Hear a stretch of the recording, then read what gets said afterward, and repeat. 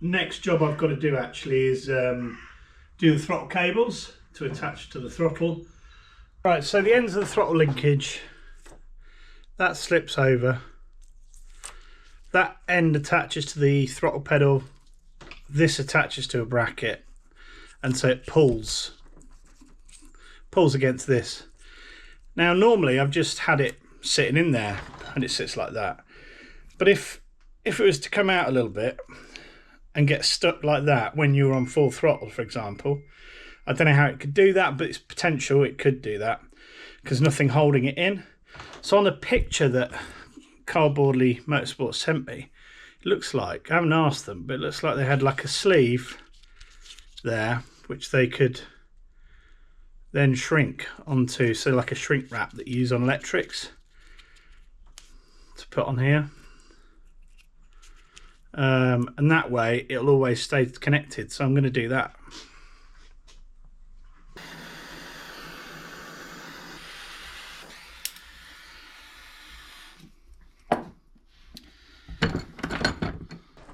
There you go.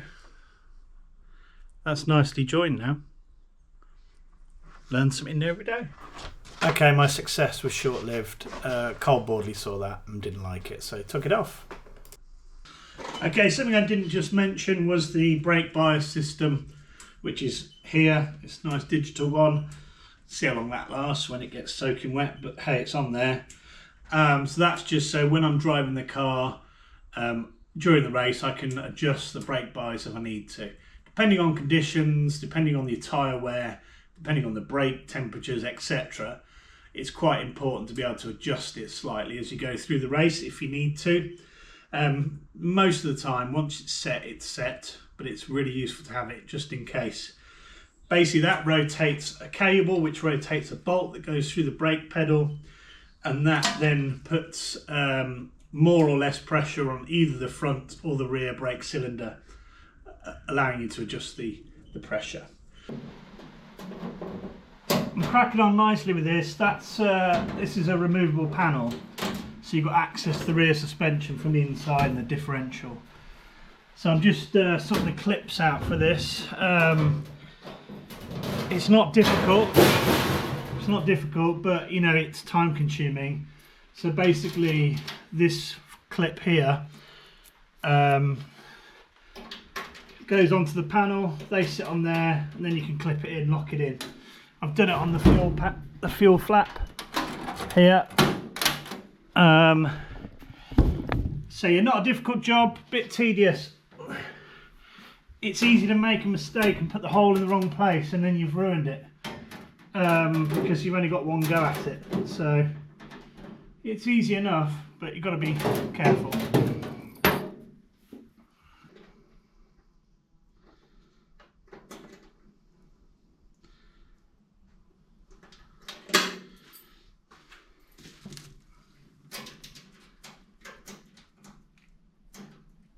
For the bottom two clips, I'm using this thing, which I still don't know the name of, but it's like a pop. It's a threaded, goes in like a pop rivet, and it's a thread like I used it earlier or something. Might get a bigger drill bit rather than just trying to, yeah, get a bigger drill bit, Shane.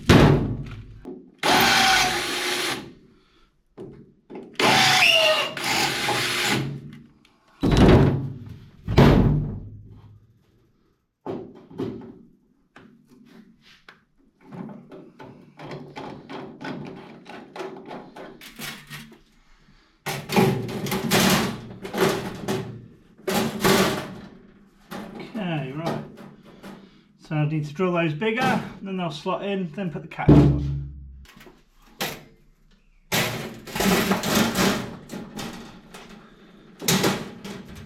Okay, those three fit perfectly. This one's slightly out, but I can adjust that.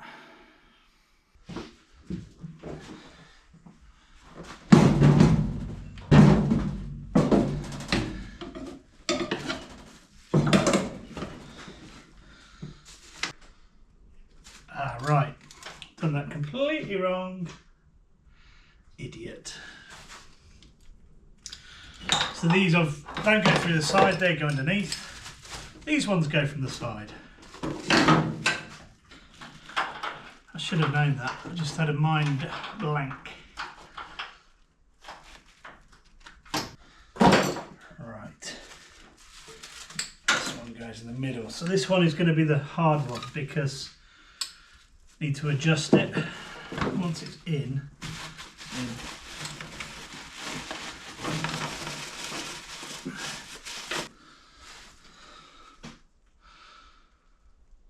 The only way I can really do this is to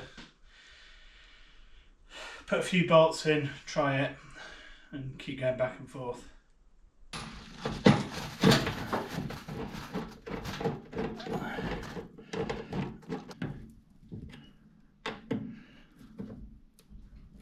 Collected a new box of bits yesterday, so that's going to really unlock a load more to do on the car, which is great.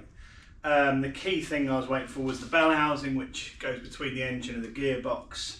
So without that, you can't really put the engine in and the gearbox, etc. So now I can put the engine in, I can put the gearbox in, I can put the prop shaft in, I can put the differential in, I can put the drive shafts in, and then I can connect the rear brakes and we can bleed the brakes, etc. So really, just that one thing was sort of holding us up a little bit, although to be fair, I didn't run out of stuff to do.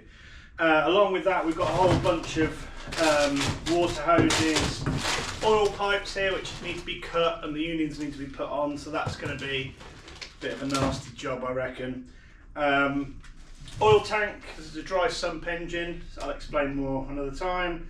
So I've got the oil tank, oil breather tank.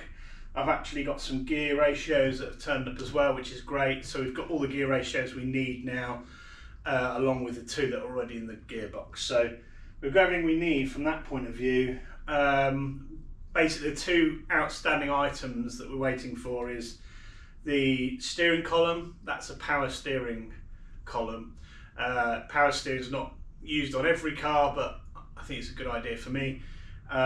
So you have to get some donor parts and sort of do some fabrication. So that's in the pipeline, and then the body kit is in the spray booth at the moment. So we've got plenty to get on with until that point.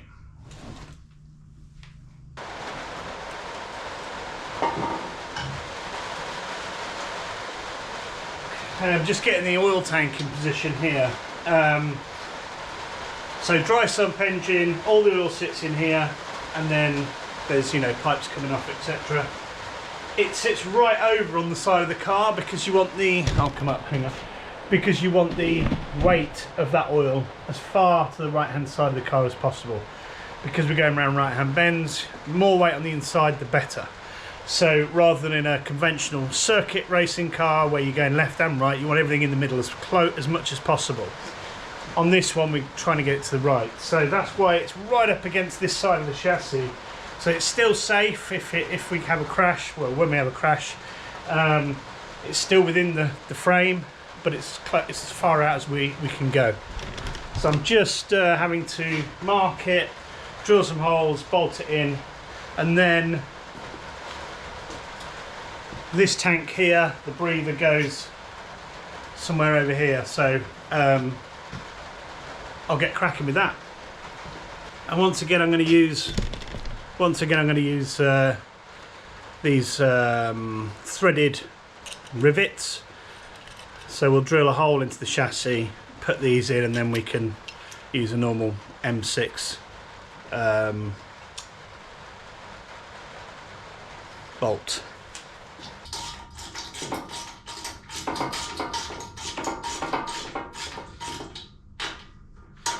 Managed to strip the thread that I just put in when I was putting it in. I just went too tight with the, don't know my instrument. So I've got to drill that out and put another one in. It's a little bit annoying, but hey, not the end of the world. Perfect.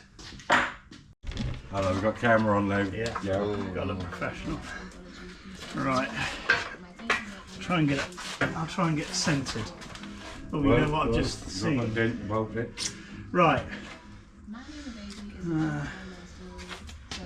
Okay, I think I'm central now. So just let her down a little bit.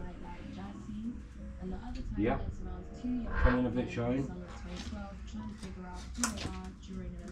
Keep coming down a little bit more. You're right on the front, yeah? Yeah, I can just keep my eye on the front. A little bit more. Someone needs to get in the car now, just don't gearbox. Where we've got to get the carbs under. Ah, right, okay. We can go down, we've got room. Come as well if you want to. You need to hold the gearbox as high as I can. Well, Well, we're in line with the engine mounting brackets this side. you alright? Should we? This side. What? Do I get the Pull it gearbox out. bolts in first? Come towards, come out. Yeah, I'd say about there. Mine's Yeah. This one will go with it. Do you want a hammer? Hang on, no, I've got one. Do I sound a bit keen to use a hammer? Right. Now, obviously, these spacers makes a difference to your rear weight or your front weight because you can move that. Well, I think it's on the legal limit as well, so we've got to. What were they were on the front, weren't they? 2 on the front, 1 on the back, but you're So not going to that's- get any on the back No. on this mount because you're up against the rear bracket. You've got Right, space what at I the front. think, this side's kind of happier. This side I think we probably can get 2 in. Yep. So let's get this side in if we can, On the and then go from there. Those quick. So you do that with the hammer. Ready? Okay. Okay, so we had a pretty good day yesterday, getting all this done. We had the lads over and really needed that extra help. It really makes a difference because there's certain things on this car that are almost impossible to do on your own. Certainly getting this engine and gearbox in for the first time is a bit tricky, where the brackets are obviously welded into the chassis. Sometimes when they heat up and cool down, they move slightly, and that can just make it a bit awkward getting it in and out. So more hands on deck is better. So we've done that. That's really good, and it looks fantastic, and it really gives you a buzz because whenever you put a brand new engine in a car and a brand new exhaust and it's all shiny, it just looks like a proper bit of kit now. So we had a good day. The only negative, which has thrown a spanner in the works, is the rear axle's not right. Everything on this car is handmade, pretty much, and it just seems like simple human error. I don't know fully why it's happened, but it's not the end of the world. We've taken the rear axle out, and basically what happened with that is we put the diff in, put the drive shafts in. One of the drive shafts was really tight, which was kind of fine, but a little bit unusual, but it's probably okay. But the other one was loose, totally wrong. So the actual bearing on the drive shaft, I'll show you a video, was too small for the axle. Okay, I think that's a good time to stop for this week. Hope you enjoyed it, and hopefully I'll see you next time, which won't be very long because I need to get these videos out. If you enjoyed it, please ensure you like it, subscribe it, all that sort of malarkey. See you next time. Cheers.